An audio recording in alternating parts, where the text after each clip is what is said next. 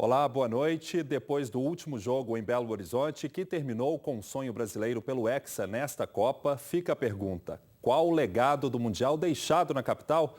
O repórter Eloy Oliveira foi ouvir a população da cidade e saber quais foram os pontos positivos e o que está longe da perfeição. Foram 6 jogos em Belo Horizonte e mais de 180 mil turistas circulando pela capital, segundo a Belotour. Uma transformação que pôs a cidade no mapa do turismo internacional. O movimento de bares e museus mais que dobrou. Durante esse período de Copa, a Savassi virou parada obrigatória para brasileiros e gringos. It's the very best place in the world! Problemas nós tivemos. Na Savassi, por exemplo, a sujeira e o mau cheiro foram as principais reclamações. Eu acho que a Savassi pagou um preço muito alto. Nós, comerciantes, pagamos um preço muito alto por esse acontecimento aqui, sabe? Sujeira, queda nas vendas. Sabe, só se vendia cerveja aqui nesse pedaço. E se coloca o equipamento, por exemplo, banheiro, coleta seletiva, porque tudo isso é equipamento que faz parte do espaço público. Portanto, quando chega um evento como a Copa, um evento musical, um concerto, ela já está pronta para receber a sociedade e quem vem de fora. Os hotéis se prepararam e ganharam cara nova para receber os visitantes. Algumas promessas se tornaram um pesadelo. Obras que sequer foram concluídas desabaram antes mesmo de serem entregues. Para este consultor em assuntos urbanos, o principal entrave deixado pelo Mundial foi mesmo a questão da mobilidade urbana. Para José Aparecido, a promessa de um trânsito melhor não foi cumprida. As obras que aconteceram, sobretudo as de mobilidade urbana, elas foram muito lentas. Elas aconteceram num ritmo que poderiam ter sido feitas há muito tempo e poderiam estar prontas na Copa do Mundo e não estavam. Entre tantas promessas e obras para a Copa do Mundo, uma outra expressão não saiu dos noticiários nos últimos meses. O tal legado da Copa. Será mesmo que ficou para a cidade? Aí eu acho que muito pouco, amigo. Eu não vejo tanta qualidade assim, não. Na verdade, a gente esperava que movimentasse a economia. Porém, não houve movimentação. Pelo contrário, trabalhamos menos dinheiro. Ficaram os estádios que foram milhões e a gente continua com os mesmos problemas de sempre. Depois da goleada histórica diante da Alemanha, os mineiros acordaram em clima de ressaca de Copa do Mundo. Nas ruas, o assunto era um só: o placar difícil de engolir. Nos jornais, a notícia que ninguém queria ler. Se fosse 1-0, 2-0 é uma coisa, agora 7-1. Nem mesmo o sol foi capaz de aquecer o coração desolado deste torcedor. Não tem nem palavras. Nas ruas, o verde e o amarelo deram lugar ao preto, luto depois do vexame histórico diante da Alemanha. Praça 7, número que entrou para a história. Um número que vai ser difícil de engolir. Foi uma goleada. Foi uma decepção, né? Para mim, acho que não tinha aquela satisfação de ter aquela seleção igual teve os outros anos, entendeu? Na relojoaria, o que o vendedor mais queria era poder voltar no tempo. Se tivesse voltado no tempo, o Neymar não tivesse machucado, não teria perdido. Por falar em tempo, esse será precioso. Só ele para amenizar a dor da goleada no Mineirão. A maior já sofrida pelo time brasileiro em toda a história. Vai ser marcado, né? A história de 50 no Maracanã, 2014 aqui. E em Uberlândia, no Triângulo Mineiro, houve confusão ao final da partida. Torcedores que assistiram ao jogo na rua fizeram uma quebradeira. Veja as imagens. Cadeiras foram arremessadas contra os seguranças de uma empresa.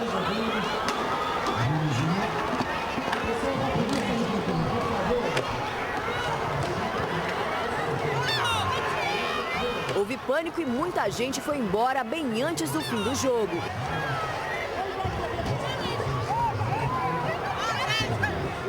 O tumulto só foi controlado com a chegada da polícia, que revistou e liberou os suspeitos. Que coisa, hein? Argentina e Holanda estão chegando à prorrogação e o torcedor dos dois países passa por uma prova de fogo.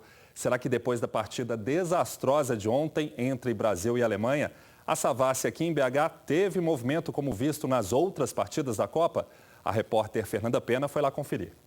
Policiamento reforçado continua por aqui, assim como os banheiros químicos, as grades e os torcedores que não desgrudam da Savassi, mantendo o local como ponto de encontro preferido em Belo Horizonte por gente de todo o mundo nessa Copa do Mundo.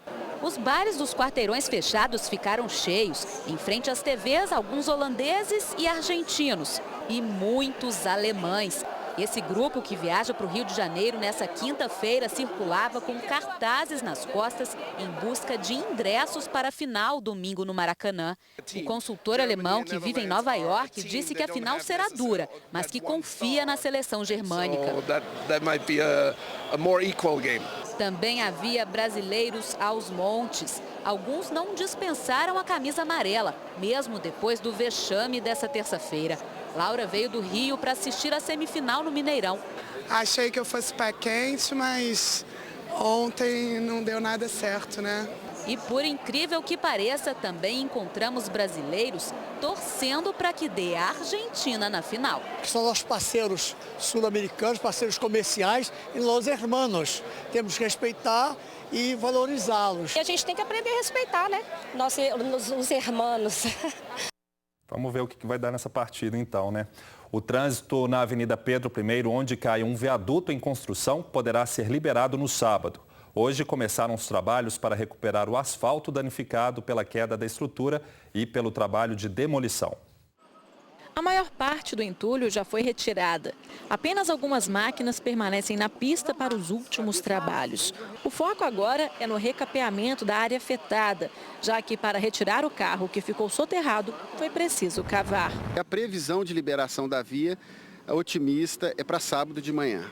De acordo com a Defesa Civil, a outra alça de concreto não foi afetada. Mesmo assim, a cada 30 minutos, os trabalhos aqui na avenida, os peritos checam para ver se tudo está tranquilo. Mesmo depois da liberação da Avenida Pedro I, a área isolada, onde está o pilar do viaduto Batalha dos Guararapes, continuará fechada até a conclusão dos trabalhos da perícia. Pela proximidade com os prédios, segundo a Defesa Civil, essa outra etapa será feita com muito cuidado. Nós estamos verificando inclusive impactos de som, impactos de poeira, tudo isso nós vamos analisar para inclusive avaliar a possibilidade de retirá-los e levá-los para um hotel por questões de segurança, de saúde, de conforto.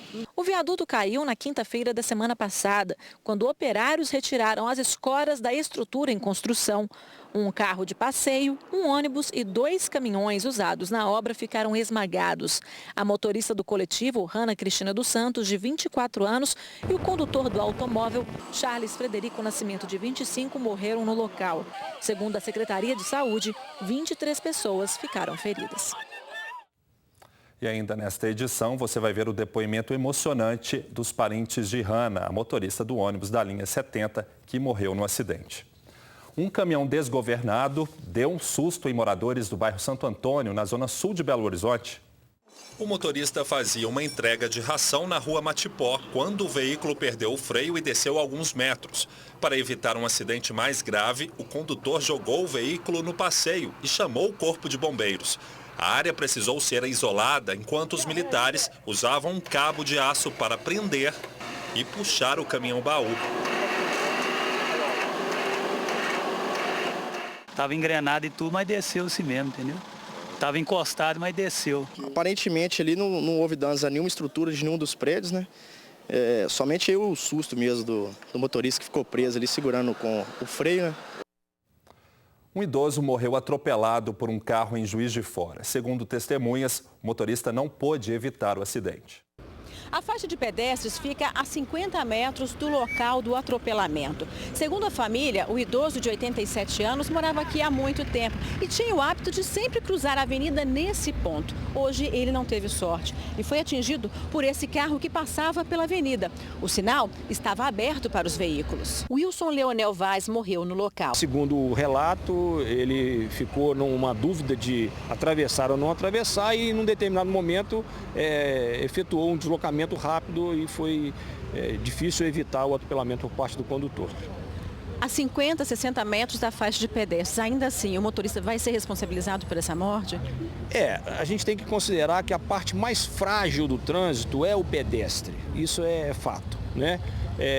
ele vai ser realizado um trabalho pericial, né? Mas o registro do evento de defesa social enquadra ele no artigo 302 do Código de Trânsito Brasileiro, que é homicídio culposo. Passa bem o bebê abandonado em um lote vago em Ibirité, na Grande BH. Depois de denúncia anônima, a PM resgatou a recém-nascida, que ainda estava suja de sangue e com um cordão umbilical. A recém-nascida, que pesa aproximadamente 3,1 kg, já conquistou o coração das enfermeiras. A menina, que foi abandonada após o nascimento, foi batizada pelo nome de Ana Maria. No Hospital Municipal de Ibirité, a menina passou por exames e, segundo os médicos, está bem. Chegou um pouco hipotérmica, normal, porque nasceu provavelmente no campo. Tinha um pouquinho de capim na pele, né? Ainda com o cordão umbilical. E foi levada ao berço aquecido, foi encaminhada para fazer os exames de rotina. É uma criança que está estável. Durante a madrugada, os militares receberam denúncias de que neste local, que fica próximo à linha férrea, havia um bebê abandonado. Só na terceira busca, os PMs conseguiram localizar a menina. Ela estava aqui, enrolada em um saco plástico e suja de sangue. O caso revoltou muita gente da cidade. As pessoas acham mais fácil descartar no lixo uma vida humana do que procurar um órgão competente para poder entregar a criança. Eu tenho filho, tenho neto, eu acho errado. De acordo com a PM, a mãe não foi encontrada. O caso foi passado para a Polícia Civil. A menina será entregue ao Conselho Tutelar. E foi concluído o inquérito que investiga a morte do menino de 6 anos, encontrado morto no último dia 30 de junho, depois de ter sido chicoteado pela mãe e pelo padrasto em Santa Bárbara do Leste, no Vale do Rio Doce. De acordo com o laudo da necropsia, a criança foi morta por asfixia. Segundo o delegado responsável pelo caso, o menino apresentava ainda marcas de queimadura no corpo. Josina Concebida Moisés, de 36 anos, e o marido dela, José Mateus da Silva, vão responder por tortura e homicídio duplamente qualificado, já que a vítima não tinha capacidade para se defender e o homicídio foi cometido por motivo fútil. A polícia procura pelos suspeitos de espancarem um rapaz em Nova Serrana, no centro-oeste do estado. Ele foi jogado de uma ponte e sobreviveu. Rogério Oliveira de Jesus, de 19 anos, estava com as pernas submersas no rio Lambari e o restante do corpo debruçado sobre a grama. Ele não tinha forças para se locomover e o resgate foi feito pelo Corpo de Bombeiros. O jovem desapareceu no domingo passado e familiares registraram um boletim de ocorrência no mesmo dia. A moto e o capacete da vítima foram localizados em um matagal. O rapaz foi encontrado quase 16 horas depois, caído no povoado de Moinhos, em Nova Serrana. Uma pessoa que passava pelo local viu Rogério e chamou a polícia militar. Nós providenciamos os primeiros socorros, né, foi coberto, estava com hipotermia e logo após acionamos o corpo bombeiro que socorreu ele até a UPA, ainda com vida. O rapaz não tem passagens pela polícia e está internado na unidade de pronto atendimento da cidade. Segundo a equipe de enfermagem, ele está confuso e agitado, por isso tem recebido remédios para sedação. Rogério aguarda uma vaga para ser transferido para o Hospital João 23, em Belo Horizonte. E um jovem foi morto com quase 150 facadas em Betim, na Grande BH. O corpo dele foi encontrado numa estrada que dá acesso a um conjunto habitacional. A violência do crime chocou moradores e até a polícia. A cena era chocante. O corpo de Fernando Henrique da Silva, de 19 anos, estava na rua. Ele foi assassinado com 143 facadas. Uma testemunha contou à polícia que a vítima morava em um dos barracos da ocupação Dom Tomás Balduino, no bairro Petrópolis. Fernando foi chamado pelo nome. Ao sair, ele foi atingido por uma facada. Ele tentou escapar, descendo toda essa rua correndo, mas aqui embaixo ele foi alcançado e morto. Este rapaz, que pediu para não ser identificado, contou que jogava videogame com a vítima pouco antes dela ser executada. Ouviu os gritos, mas não teve coragem de sair para ver o que estava acontecendo. Covardia que foi que fez o cara, igual um cachorro, cortar o cara todo. Mas ele era um rapaz de boa, não mexia com nada, ele só usava uma maconha de vez em quando, mas não vendia droga não. Não é motivação porque morreu, não sei porque que foi não. De acordo com a PM, 2 homens são suspeitos do crime. A motivação é desconhecida. Pela quantidade de facadas que teve ali, não é normal acontecer essa quantidade. Até a gente ficou surpreso ali, provavelmente eram mais de um agente. De acordo com a assessoria da Polícia Civil, o delegado responsável pelo caso informou que já tem um suspeito de ter matado o jovem, mas ele ainda não foi preso. Disse ainda que o crime está ligado ao tráfico de drogas. Apresentada uma quadrilha especializada em roubos a residências em Belo Horizonte. 5 pessoas foram presas, entre elas um receptador. Os integrantes do grupo do bairro Alto Veracruz agiam com muita violência. O material encontrado na casa do receptador da quadrilha, Marcelo Martins dos Santos, lotou a sala do delegado. São computadores, televisores, calçados de marca, perfumes, bebidas e até joias. Todos produtos de roubo e furto a residências em Belo Horizonte e região metropolitana. As investigações começaram há 3 meses, depois que os criminosos fizeram 5 pessoas reféns em uma casa no bairro Paraíso, região leste da capital. A quadrilha é especializada em roubo armado a residências, então eles buscam sempre residências que chamem mais atenção, né? Que eles tenham a impressão de que lá dentro eles vão encontrar a maior quantidade de objetos de valor. A quadrilha é apontada pela Polícia Civil como a principal que agia aqui na região leste e em outros bairros de Belo Horizonte. Segundo a polícia, eles escolhiam casas que chamavam a atenção e ameaçavam as vítimas. O indivíduo da quadrilha, ele fica do lado de fora da residência, geralmente em um veículo com vidros escuros, enquanto os outros 3, 4, o que for, adentram a residência para praticar a subtração. Encontrando vítimas lá dentro, né? Geralmente são indivíduos muito violentos. Ainda de acordo com a polícia, todos já têm passagens por furto e roubo a residências e foram reconhecidos pelas vítimas. A gente verifica que são indivíduos que geralmente estão roubando para poder ostentar. Ele quer andar de carro de luxo, ele quer andar com a roupa de marca, então eles, necessidade, não, eles estão roubando, matam, né, empregam grave violência para poder ostentar. Uma empresa de reciclagem em Divinópolis foi arrombada pela 2ª vez em menos de 10 dias. Toda a ação foi registrada pelo circuito interno. Pouco depois de 1h da madrugada, o rapaz de jaqueta entra na empresa e acende as luzes. Ele revira as mesas e a sirene dispara. O ladrão corre e chega a ficar dependurado para conseguir arrancar os fios e desarmar o alarme. O criminoso pega um notebook e coloca dentro de uma mochila. Em seguida, sobe até o 2º andar e usa uma chave de fenda para tentar entrar em uma sala. Como não consegue, ele arromba a porta de vidro. O bandido entra em todos os escritórios e mexe em tudo. Como não encontra dinheiro, vai embora. A empresa fica no centro industrial de Divinópolis e em menos de 10 dias foi arrombada 2 vezes. Sensação de impotência, né? Porque a partir do momento que você vê uma pessoa dessa entrando no seu local de trabalho e fazendo o que ele fez, na tranquilidade, conforme as câmeras, né? Então é uma coisa muito... A gente não tem nem o que falar no momento. Quando a gente chega aqui e vê tudo destruído, é de revolta. Muita revolta. A gente não tem segurança nenhuma. O vigia do local, que trabalha desarmado, presenciou a ação do criminoso. Por medo, ele pediu para não mostrar o rosto. Vai lá, me tocou e os cachorros latiam, correu para lá e eu peguei e fui por trás da carreta assim. E vi uma pessoa assim, depois eu saí correndo também, moitei para poder ligar para a polícia. Investigadores da Polícia Civil estiveram no local para colher informações. A gente já tem alguns suspeitos que são monitorados, né, atuantes aqui no bairro, e agora é rastrear esses indivíduos para confirmar a autoria ou não. A polícia procura os homens que levaram R$67 mil de um supermercado de Pouso Alegre, no sul do estado. Veja no Giro de Notícias. Os bandidos chegaram em uma moto, estacionaram e trocaram de roupa. Depois esperaram pelo veículo que trazia o malote. Armados, renderam o motorista da van e um funcionário do supermercado, obrigados a entregar os 17 mil em dinheiro e 50 mil em cheques. A empresa não quis comentar o caso. Em Careaçu, também no sul de Minas, o alvo dos bandidos foi este posto de combustível.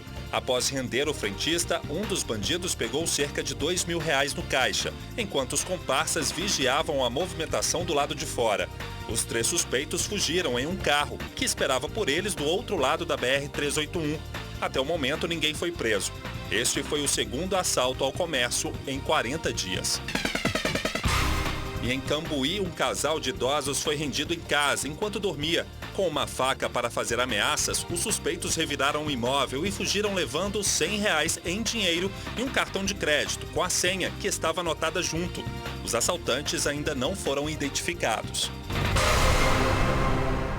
Moradores de uma rua do bairro San Genaro, em Ribeirão das Neves, são obrigados a conviver com o mau cheiro e o esgoto correndo a céu aberto na porta de casa. A rede está estourada desde o começo do ano e até hoje nenhuma providência foi tomada.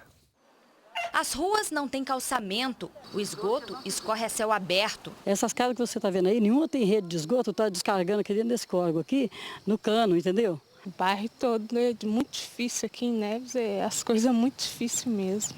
Ir para o trabalho e levar as crianças para a escola é um desafio. Há 15 anos vivendo nessa situação, Luciana reclama do sofrimento. E seria bom que eles estivessem olhando por isso, pelos alunos, por nós, pelo povo que mora aqui. E é um descaso muito grande que a prefeitura tem com esse córrego. Segundo eles, esse problema existe há cerca de 25 anos. Uma empreiteira esteve aqui no local recentemente para construir uma rede de esgoto e canalizar este córrego. Mas os trabalhos não foram finalizados e a situação é essa. E quando chove, fica mais complicado. Fica alagado assim de fora a fora. Porque aqui ia ser uma avenida do Veneza. E eles não vieram fazer nada e está todo mundo perdido. Os moradores disseram que já reclamaram várias vezes na prefeitura. Pediram providências na Copasa, mas o problema nunca é resolvido. A rede de esgoto está passando todinha dentro do córrego. E o que a Copasa fala quando vocês procuram? Fala que não é ela que é responsável pela rede de esgoto, não, porque isso é uma empreiteira que entrou e fez. O morador tem que passar por tudo, o morador não tem, sabe, se paga imposto, paga tudo, né? A Copasa informou que enviou uma equipe ao local para avaliar a situação. A previsão é de que o reparo seja feito nesta quinta-feira. Tomara, né? Acompanhe no mapa a previsão do tempo para esta quinta-feira em Minas.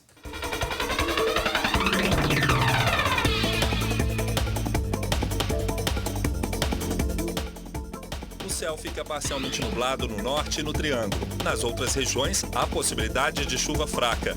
Nevoeiros pela manhã no sul e na zona da mata. Em Belo Horizonte, mínima de 13 e máxima de 24 graus. Os termômetros variam de 19 a 30 em Pirapora. Vão de 16 a 25 em Caratinga. Ficam entre 12 e 22 em São Lourenço. E em Uberaba, mínima de 16 e máxima de 21 graus. Nesta Copa do Mundo é o telespectador que sai ganhando aqui na TV Alterosa. Veja a seleção de prêmios que colocamos em campo para você. Uma TV de LED de 32 polegadas, um tablet, um home theater e uma camisa oficial da Seleção Brasileira. O sorteio é no sábado e a entrega dos prêmios na terça-feira da semana que vem, dia 15 de julho, ao vivo, no programa TV Verdade. Para concorrer, ligue para 091 17 78 78 9000 e responda a pergunta: qual é a TV que torce junto com você? Repetindo o telefone, 091 17 78 78 9000. Boa sorte. Daqui a pouco, uma entrevista com a família da motorista do ônibus atingido pelo viaduto que desabou na Pedro I. Entre os parentes, a cunhada, cobradora do coletivo, que deu detalhes impressionantes dessa tragédia. Aguarde. Parentes e amigos de Charles Frederico do Nascimento, morto no desabamento do viaduto da Pedro I, participam neste momento de duas missas em memória do rapaz. Uma em Vespasiano e a outra em Jaboticatubas. A família da motorista do ônibus, Ana Cristina, também morta no acidente, participa de uma cerimônia no bairro Itapuã, em BH. Daqui a pouco está prevista uma passeata até o local onde a estrutura desabou. Mais cedo, a mãe de Ana Cristina recebeu em casa a primeira-dama de Belo Horizonte. A primeira-dama de Belo Horizonte chegou acompanhada por seguranças e uma assessora do prefeito. Regina Lacerda ficou com a família de Hannah por 1 hora e deixou o local sem gravar entrevista.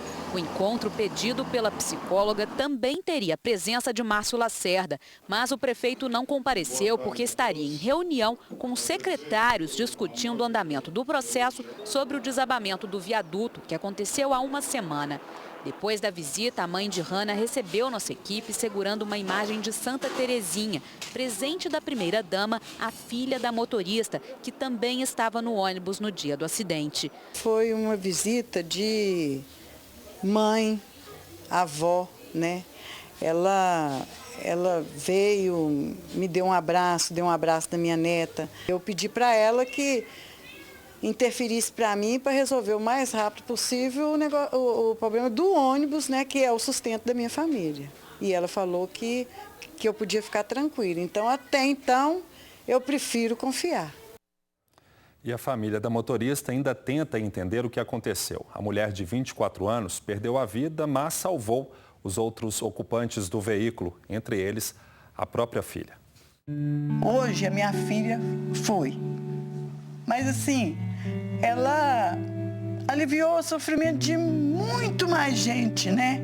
E o que eu estou passando aqui agora, eu sei que se eu estou passando é porque Deus sabe que eu dou conta. O sofrimento de perder uma pessoa querida e de forma tão trágica é grande.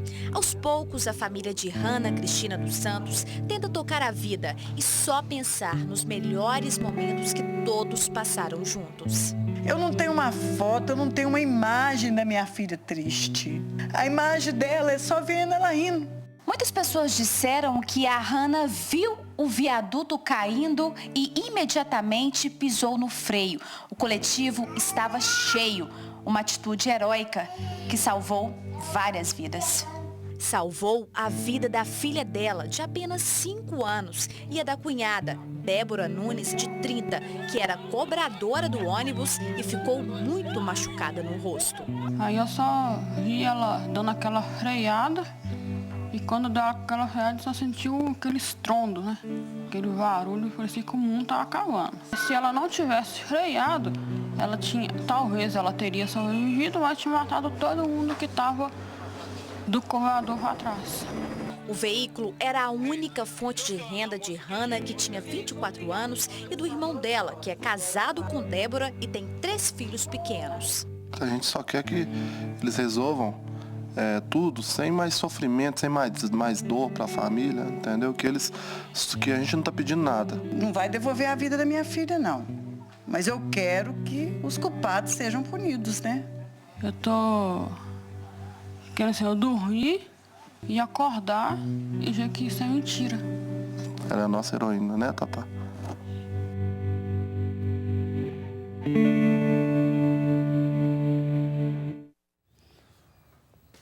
A edição de hoje termina aqui. Obrigado pela companhia. Até amanhã às 6h45. Tchau.